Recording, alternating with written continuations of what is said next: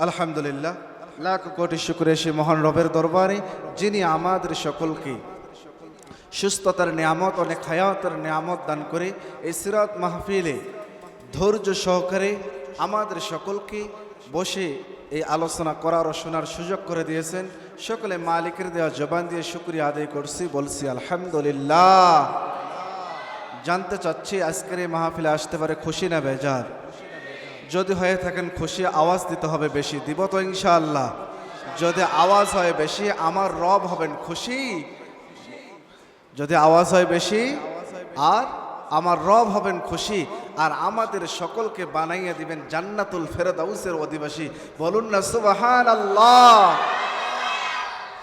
এই মজলিসটাতে মনে হচ্ছে গুটি কয়েকজন মানুষ না, এই যে কয়েকজন মানুষ, এটা কয়েকজন না, আরশের অগণিত ফেরেশতারা এই জায়গাটাকে বেষ্টন করে ঘিরে রেখে দিয়েছে। মাজলিসু ফিকহিন খায়রুম মিন ইবাদাতি সিত্তিনা সানা। আমার পয়গম্বর ঘোষণা দেয় হাদিসের মধ্যে ফরমায়, মাজলিসু ফিকহিন খায়রুম মিন ইবাদাতি সিত্তিনা সানা। এলমেদিন শিক্ষার মজলিসের এত মর্যাদা, এত মর্যাদা। ও মুসলমান ইমানদার বাপজানরা, ও যুবক ভাইরা, ও পর্দার মা বোনরা, পায়ে হাত দিয়ে অনুরোধ জানাই, অল্প একটু সময়, অল্প সময় আলোচনা করে বিদায় নিয়ে যাব আপনাদের কাছ থেকে। আর এদিক সেদিক না, একটু ধৈর্য সহকারে আলোচনাগুলি শ্রবণ করে আমলের নিয়তে। ও ভাই, আর না গল্প করব না, আড্ডা করব না, তাড়াতাড়ি আমরা সকলেই এই মজমায় বৈশা যাই। এত দামি একটা মজলিস আমার নবী ঘোষণা দিয়েছে, কেউ যদি ঘর থেকে এই নিয়তে বের হয়ে আসে, এই জায়গায় যা আলোচনা হবে, এই জায়গায় যা কথাবার্তাগুলি হবে, যারা এই নিয়তে আসবে, ঘর থেকে বের হয়েছে এই নিয়তে যা কিছু আলোচনা হবে, যেগুলো মানার মতো এগুলো মানব, যেগুলো বর্জন করার মতো এগুলো বর্জন করব। আমার নবী ঘোষণা দেয়, এই এলমেদিন শিক্ষার মজলিসে বসার কারণে প্রতি কদমে একটি করে নেকি আমার আল্লাহ দান কইরা দেয়। শুধু তাই না, আমার নবী জানাইয়া দেয়, ও যুবক ভাই, এই দুনিয়ার জমিনে এমন কোনো দ্বিতীয় আর মজলিস নাই যেই জায়গায় রওনা দিলে প্রতি কদমে একটি করে নেকি আমার মালিক আল্লাহ দান কইরা দেয়। এত দামি মজলিস, এত দামি মজমা, এই দামি মজমায় কিন্তু সকলে আসতে পারে না, সকলকে আমার মালিক কবুল করে না। কেমন দামি, কেমন দামি! ঘর থেকে এই নিয়তে যখন দিয়েছে রওয়ানা, ওই আসমানের ফেরেশতাগুলি নূরের পাখনাগুলি বিছিয়ে দিয়েছে। বলুন না আল্লাহু আকবার। কারণ যখন এই নিয়ত করেছে যা কিছু আলোচনা করা হবে, এগুলো আমল করার মতো হলে আমল করব, এই নিয়ত যখনই করছে তখনই তার নামটা একটা তালেবে ইলমের খাতায় লিপিবদ্ধ হয়ে গেছে। আর এই তালেবে ইলমকে মহব্বত কইরা তালেবে ইলমের পা মোবারকগুলি যেন মাটির মধ্যে না পড়ে, আসমানের ফেরেশতাগুলি ওই তালেবে ইলমের পায়ের নিচে নূরের পাখনাগুলি বিছিয়ে দেয়। বলুন না সুবহানাল্লাহ। এই জায়গায় যখন বসে যাই, ধৈর্য সহকারে আলোচনাগুলি যখন শ্রবণ করে, আল্লাহ রাব্বুল আলামিনের দোস্ত ঘোষণা দেয়, 60 বছর নফল ইবাদত করলে যে সওয়াব, এই সমপরিমাণ সওয়াব বান্দা আর বান্দির আমল নামায় দান কইরা দেয়। চিল্লায়া কন্না আল্লাহু আকবার। হয় নাই, আরো জোরে বলুন না আল্লাহু আকবার। এই জায়গায় যারা বসেছি বাপজানরা, ও যুবক ভাইরা, পরদারের মা বোনরা, এই জায়গায় যারা বসেছি, এখনো অনেকের 60 বছর বয়স হয় নাই, কারো 10 বছর, কারো 15 বছর, কারো 20 বছর, কারো 30 বছর। শুধু বৈশা আলোচনা শ্রবণ করার বিনিময় আমার মালিক আল্লাহ 60 বছর নফল নামাজ পড়লে, নফল ইবাদত করলে যে সওয়াব, এ সম পরিমাণ সওয়াব আল্লাহ দান কইরা দেয়। বলুন বলুন না সুবহানাল্লাহ। তাহলে এই জায়গায় বসতে পারে লাভ হয়েছে না ক্ষতি হয়েছে? লাভ না ক্ষতি? তাহলে আমরা সকলেই আজকে কামিয়াবি না কামিয়াব? বলেন, কামিয়াবি হয়েছে না? আল্লাহ রাব্বুল আলামিন আমাদের সকলকে জান্নাতুল ফেরদাউসের মেহমানের অধিবাসী বানিয়ে দিক। সকলে বলুন আমিন। আসলে এই দুনিয়ার জমিনে আমাদের নবী যেদিন জন্মগ্রহণ করে এই দুনিয়ার জমিনে ভূমিষ্ঠ হয়েছিলেন, সেদিন জন্ম হওয়ার পরেই এই উম্মতের জন্য জমিনে সিজদা দিয়া এই উম্মতের ফিকির করেছিলেন। বলুন না আল্লাহু আকবার। এ দয়ার মাওলা এমন এক পয়গাম্বরকে পাঠিয়েছেন, এই নবীর উম্মত হয়েছে আমরা। কেউ কোনোদিন আবেদন করেনি, এই নবীর উম্মত আমরা হয়েছি।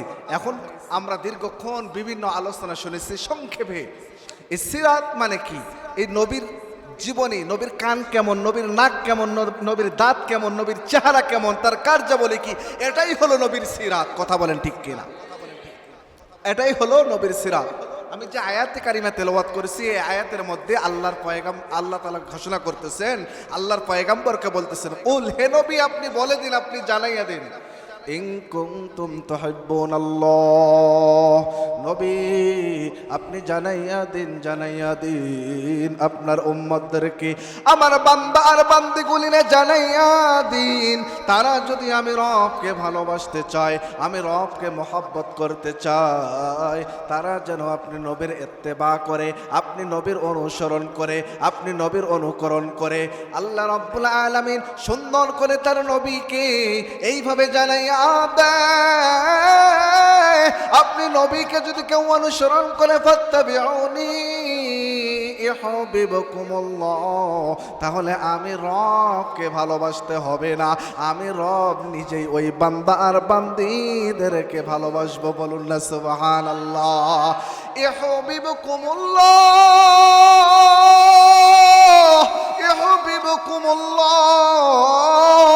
আল্লাহ জানাইয়া দেয় ওই বান্দার ওই বান্দিরে আমি নিজেই ভালোবাসবো। ভালোবাসা কি করবো? ওয়াগফিরু লাকুম, মাফ কইরা দিব। বলুন না সুবহানাল্লাহ। যুনুবাকুম, তাদের পাপ সমূহ মাফ কইরা দিব।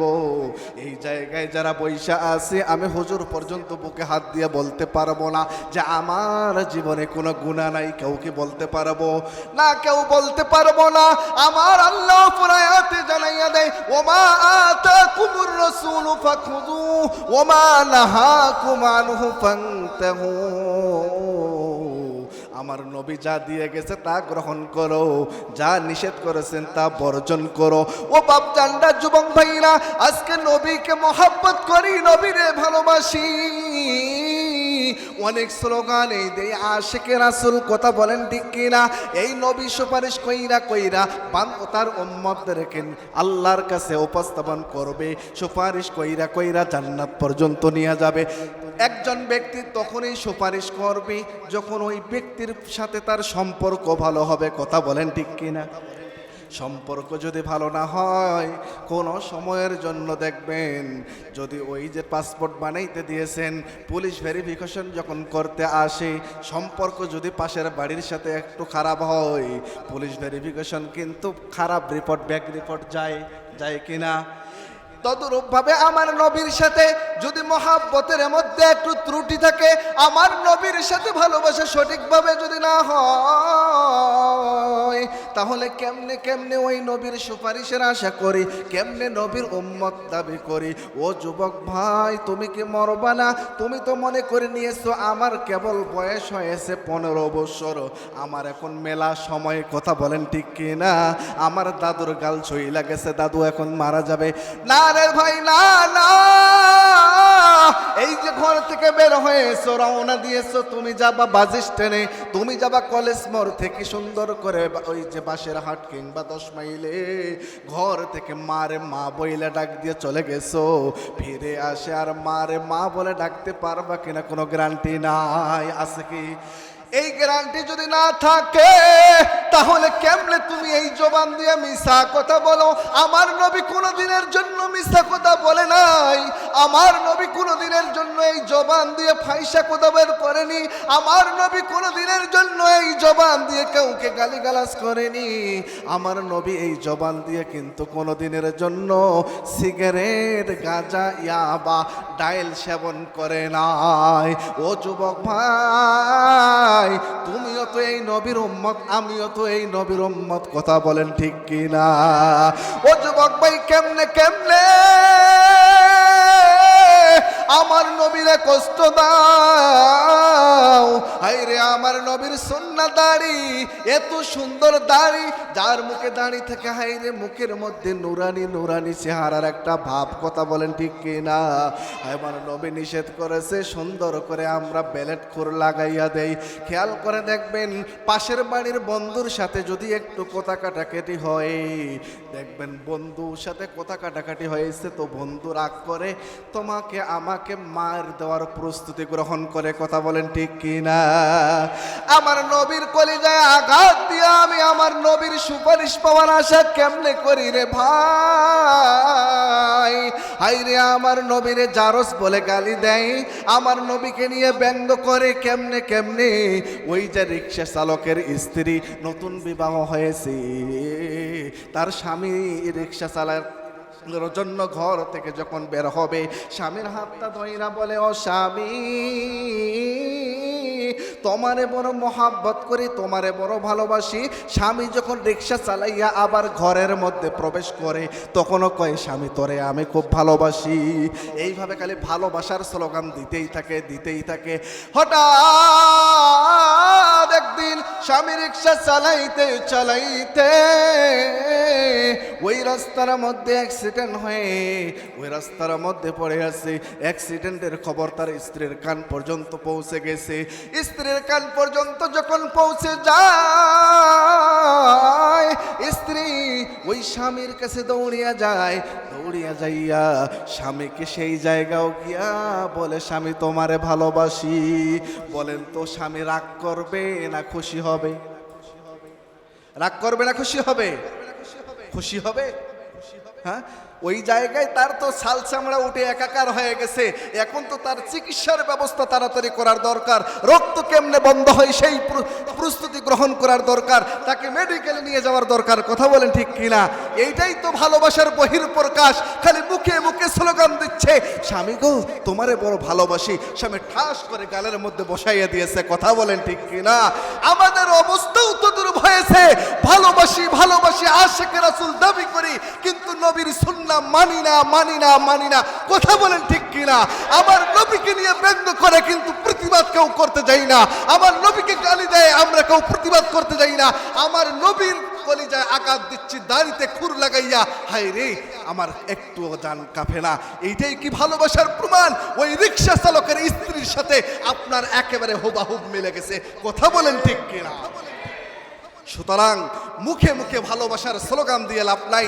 আমি কে রকম ভালোবাসি এই মানে একেবারে বাহ্যিকভাবে আমার প্রকাশ করে দেখার দরকার। যেমন বল্টু আর সকিনা দুইজনে প্রেম করে, খেয়াল করে দেখবেন ওই যে কলেজ মোড়ের সাইডে কলেজের মাঠে এক কিনারে দেখবেন বল্টু আর সকিনা মিলে বৈশা বৈশা বাদাম টিপস আর বলতেছে, সকিনা তোরে আমি খুব মহব্বত করি, তোরে ছাড়া তো আমি বাসি না, তুমি যদি চাও স্বর্গের 4টা পর্যন্ত এনে দিতে পারি, কথা বলেন ঠিক কিনা?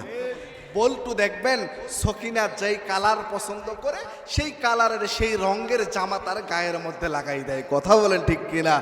দেখবেন ওই সকিনা যদি কানে দুল পরা পছন্দ করে, সাকিব খানের মতো কানের মধ্যে যুবক ভাইরা এখন দুল লাগায়, হাতের মধ্যে কত এইরকম ব্যাসলাইট পরে, কথা বলেন ঠিক কিনা?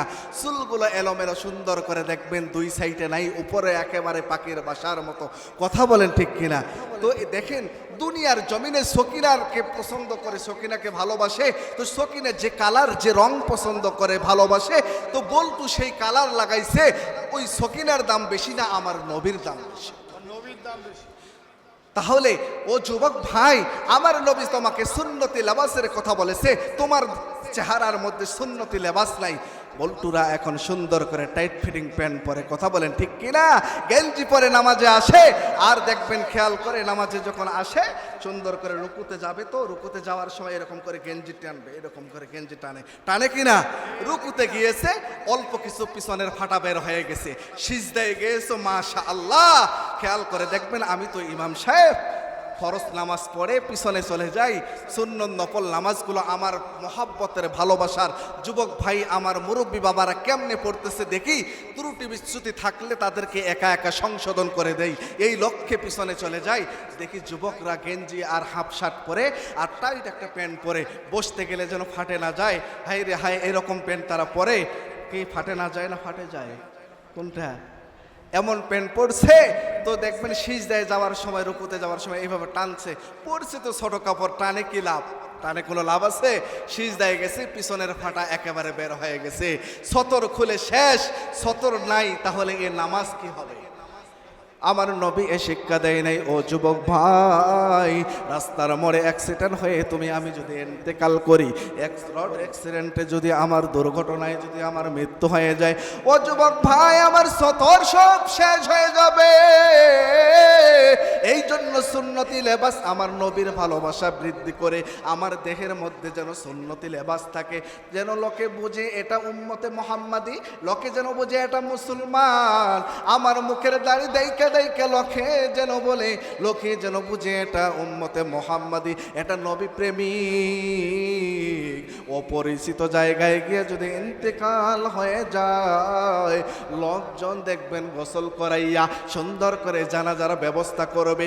দুঃখের বিষয়, নবীর সুন্নতের একটাও যদি আমার দেহের মধ্যে না রয়, আমার চেহারার মধ্যে যদি না থাকে, ও যুবক ভাই, অপরিচিত জায়গায় গিয়া ইন্তেকাল করেছেন, আপনার লজ্জাস্থান দেখা ছাড়া আপনাকে গোসলও দিবে না, জানাজাও দিবে না, কথা বলেন ঠিক কিনা।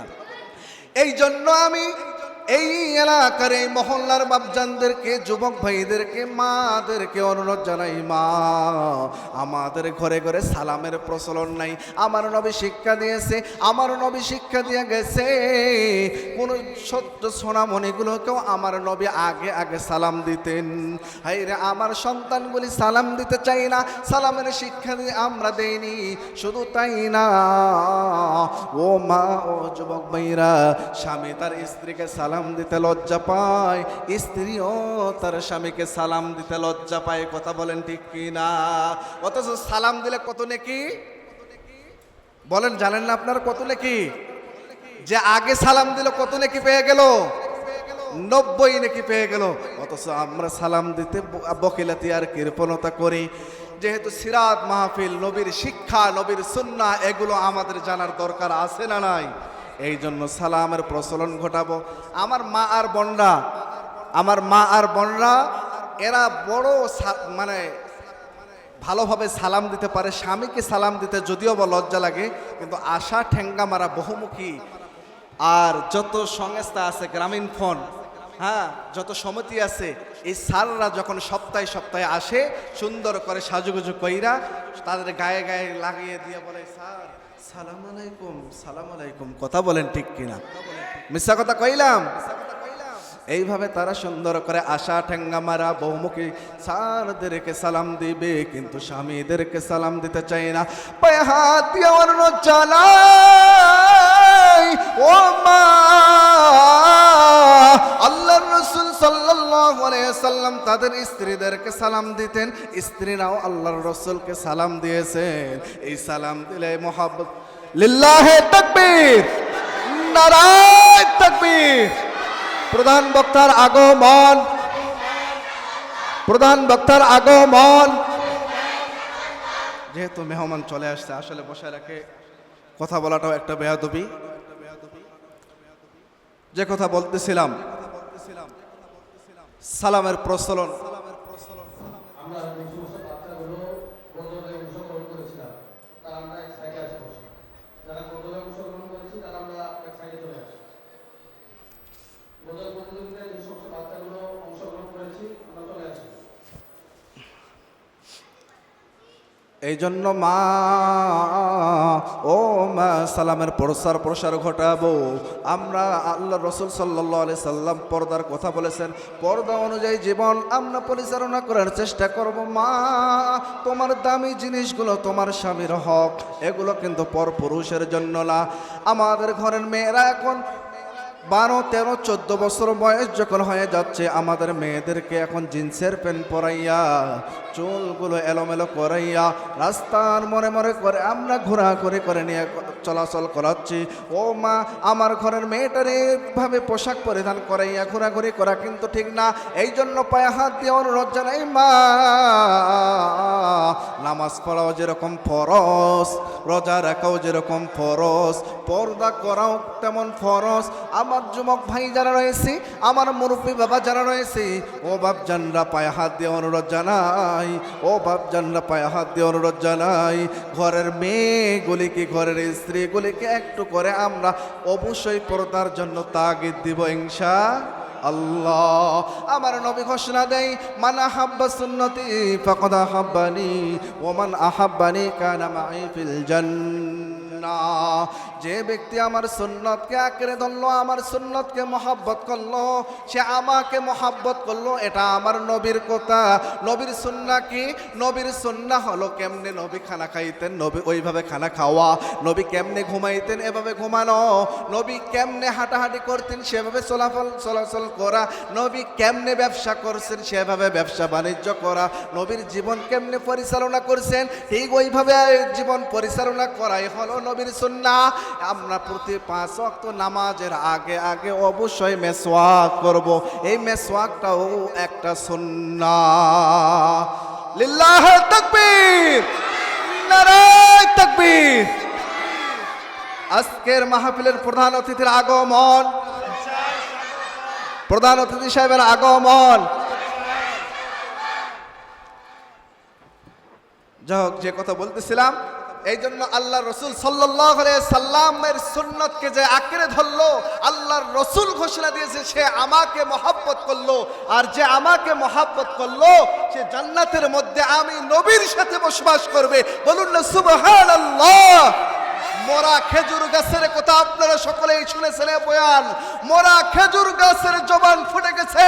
আল্লাহর রাসূল সাল্লাল্লাহু আলাইহি সাল্লাম মোরা খেজুর গাছে ট্যাগ লাগিয়ে খুতবা দিতেন। হায় হায়, ওই মোরা খেজুর গাছ বাদ দিয়ে যখন একজন মহব্বত কইরা একটা মেহরাব বানাইয়া দিলেন, তো ওই মেহরাবে যেদিন আল্লাহর রাসূল বসবে, হায়রে ছোট্ট বাচ্চার মতো ওই মোরা খেজুর গাছ ডুকরে ডুকরে উহ উহ করে কান্নাকাটি করতেছে। আহ, কি মহব্বত, কি ভালোবাসা মোরা খেজুর গাছকে। আল্লাহ রসুল বলে, তুমি যদি চাও তোমাকে আমি জীবিত করে দিব, তোমার সারা বছর তোমার ফল হবে। মক্কা মদিনার যত মানুষ, এই পৃথিবীর যত মানুষ তোমার কাছে আসবে, তোমার ফল ভোগ করবে। আরো বেশি করে খেজুর গাছ কাটতে শুরু করে দিয়েছে। আস্তে আস্তে যখন খেজুর গাছের গায়ের মধ্যে হাত বুলিয়ে দিয়েছে, আর খেজুর গাছের কান্না আরো বেশি হয়ে গেছে। কিতাবের মধ্যে পাওয়া যায় আল্লাহ রসুল বলতে এইভাবে খেজুর গাছকে জড়িয়ে ধরে বলে, তুমি কি চাও বলো, তুমি কি চাও আমাকে বলো, তুমি কি চাও জান্নাতে আমার সাথে তুমি থাকতে চাও? তো খেজুর গাছের জবান খুলে গেছে। তো আল্লাহ রসুল ঘোষণা দিয়েছে, অবশ্যই জান্নাতে তুমি আমার সাথে থাকবে। খেজুর গাছের কান্না মুহূর্তেই বন্ধ হয়ে গেছে। সুবহানাল্লাহ। খেজুর গাছ, মোরা খেজুর গাছের অবস্থা যদি এরকম হয়, আমরা কি পারি না সেই নবীর মহব্বত করতে? একটা সুন্নতের আমল আমরা আজ থেকেই শুরু করে দিব। প্রতি 5 ওয়াক্ত নামাজে, 5 ওয়াক্ত নামাজের আগেই মেসওয়াক করব তো ইনশাআল্লাহ। প্রতিদিন রাতে ঘুমানোর পূর্বেই অন্তত পক্ষে 10 বার হলেও সাল্লাল্লাহু আলাইহি ওয়াসাল্লাম এই আমলটুকু করব। যা হোক, তার 2-4 মিনিট বেশি নিয়ে নিলাম, কেউ মন খারাপ করবেন না। আবারও যদি দেখা হয় ইনশাআল্লাহ, আমরা আবারও কোরআন ও হাদিস থেকে আলোচনা শুনবো ইনশাআল্লাহ। সকলের কাছে দোয়া চেয়ে আমি শেষ করতেছি। আসসালামু আলাইকুম ওয়া রাহমাতুল্লাহি ওয়া বারাকাতুহু।